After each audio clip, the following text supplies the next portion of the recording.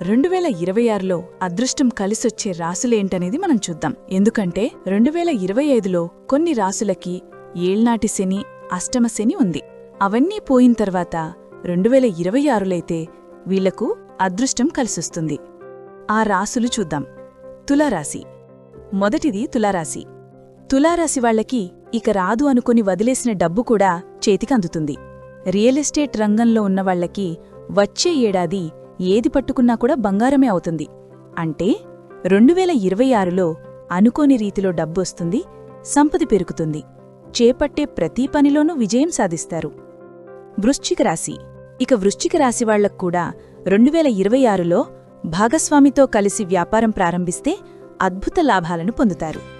2026 సంవత్సరం ఒక రకంగా వీళ్లకి ఒక వరంలాంటిదని చెప్పాలి. పెండింగ్లో ఉన్న పనులు పూర్తి చేయడంతో పాటు కొత్త పనులు ప్రారంభిస్తారు. ఆకస్మిక